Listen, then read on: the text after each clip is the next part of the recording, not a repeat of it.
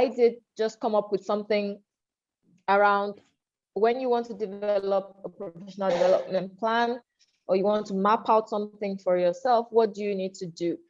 And it's related somewhat to what are the criteria, because I don't want anyone to be like me, where we used to attend just any course that comes along, we're there, even though those that won't be useful. Someone said you wouldn't want to attend a course that would not be useful for you or your learners. So the first thing you need to do is identify your own goals.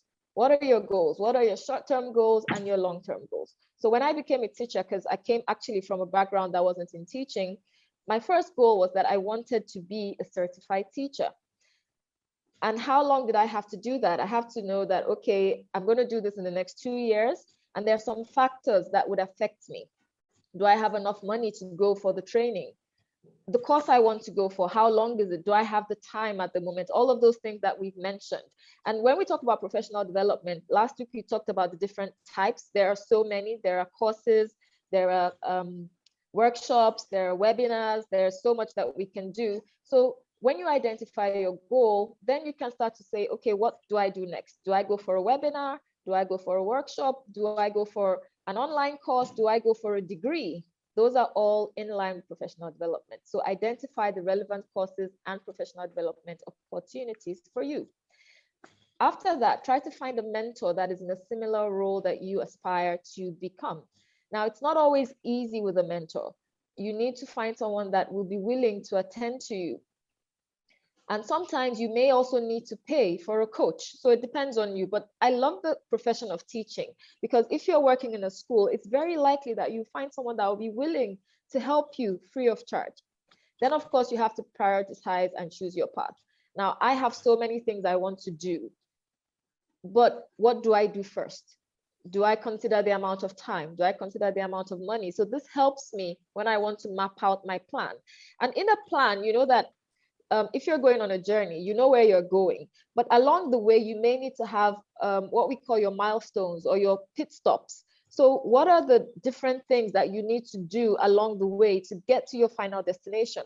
Do you need to take smaller courses? Do you need to break your plan into smaller steps? Then you can, of course, start saving for the bigger projects. You can try the free courses, and we have so many beautiful courses. I started off with Coursera, and then I started off with FutureLearn. My first British Council course was on FutureLearn before I discovered the Teaching English website and the Teaching English Africa website.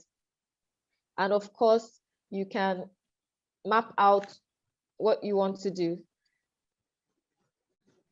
Then, of course, you may need to review and revise regularly. Sometimes you make a plan, and even before you are able to achieve that plan, you realize that you've moved on, or your interest is no longer there. Somebody talked about strengths and weaknesses. You may not even need it. Maybe you're already skilled in that thing that you want to go for. So you realize, oh, I'd rather do something else because that's where I actually need help.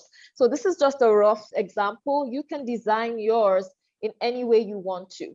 So when I decided to become a teacher, I knew that I had to get my PGDE.